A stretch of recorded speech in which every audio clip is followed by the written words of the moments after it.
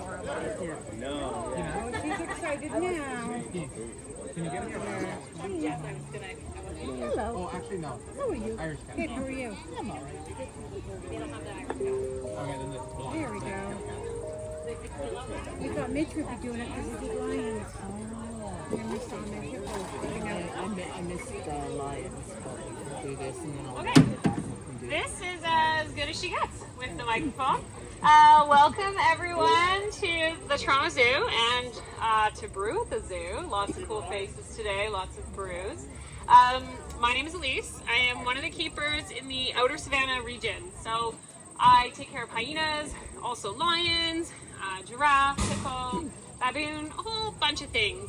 I do not take care of the stuff on the inside of Savannah, so that would be the eland. Anything that's on that inside of that loop, not me.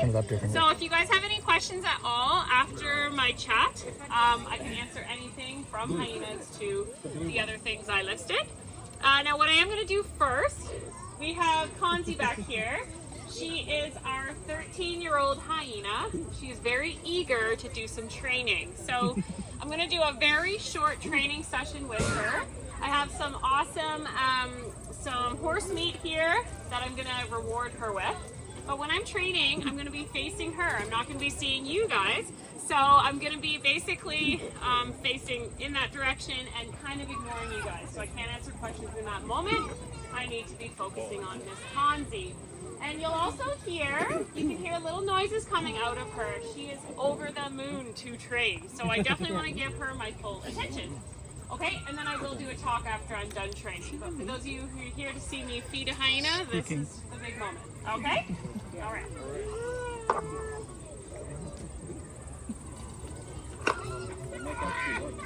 But I know, right? It's weird. I never have working microphones.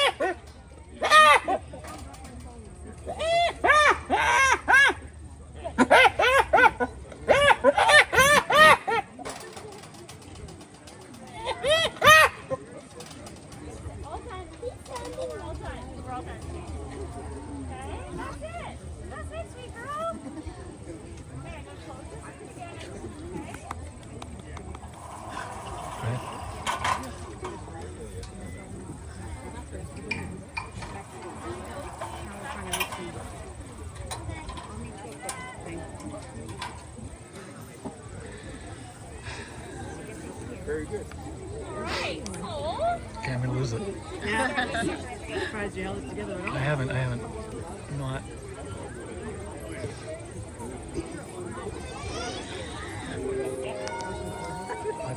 I've touched that neck.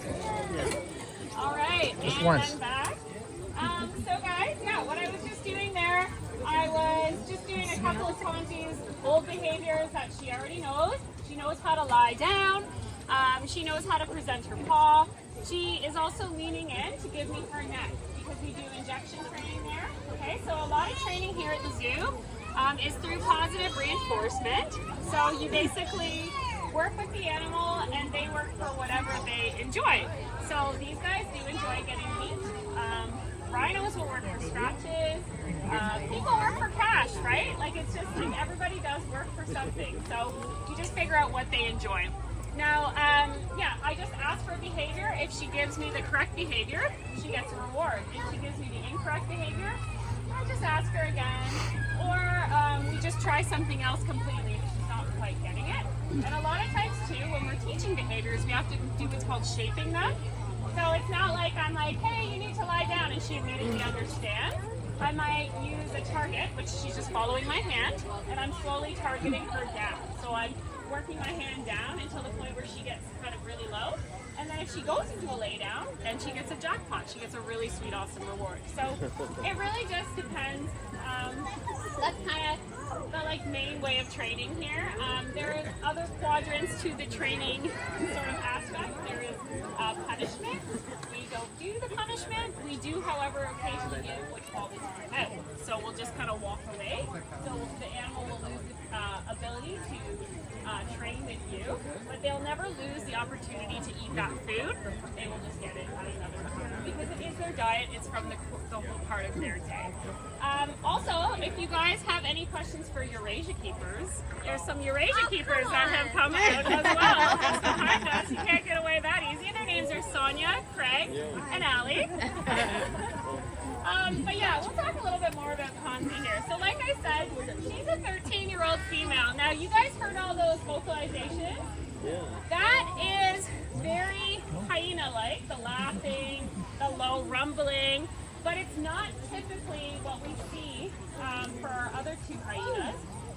She was hand raised at a zoo, and that's fine. Her mom rejected her, so then people stepped in and did some hand raising. But that means she identifies as a human. So she thinks when me and her interact, we're just two old pals. And so she gets really excited, so much so that she does that vocalization very loud, very excited. But then sometimes even further, she'll get kind of too excited and she'll start to like bite her leg or something, and those are stereotypic behaviors that we don't want to encourage, we don't want to see her. We want her to live as calm, zen of a lifestyle as possible.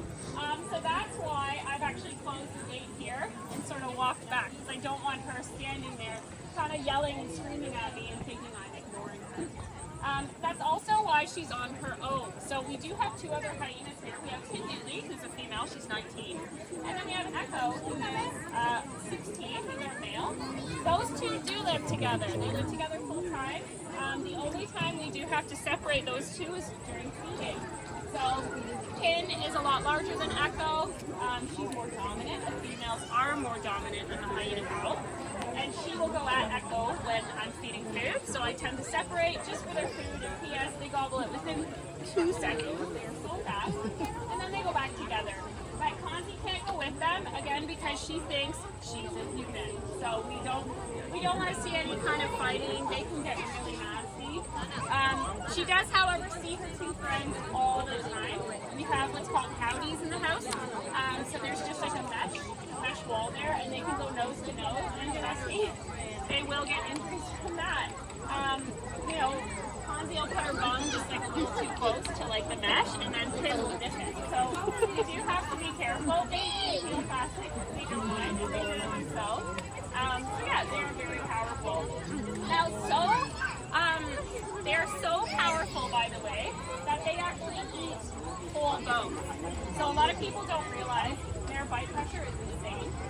But we feed them a bone, and then you'll have fed them a bone, because the next day you'll find white poop, like purely white poop. It's like chalk almost. If you split it open, it's like a powdery dust. That's the main dust of that whole thing. Here's the zoo we feed them: knuckle bones, neck bones. They also get ribs, and Echo will swallow a whole rib. It's like this long and this tight. The whole thing just down, doesn't even chew it. It's like spaghetti for them. So tons of fun. The other cool things that they get fed here, they get strips, horse strips, so horse meat strips, so that's like a steak cut up. They get rats, they get mice, they get chicks. They also get cantaloupe, squash, like a bunch of different vegetables, dog chow, popcorn, a whole bunch of things. But the all worked out from our commissary as like a balanced kind of diet. Some of those last items I named were more food. Yeah, but I can go on. We're having a lesson on Start answering hyenas. specific questions. I'm sure you guys have some more like drawn in questions, and I can repeat them back as well for those of you who want to hear. So yeah, we're gonna start over here.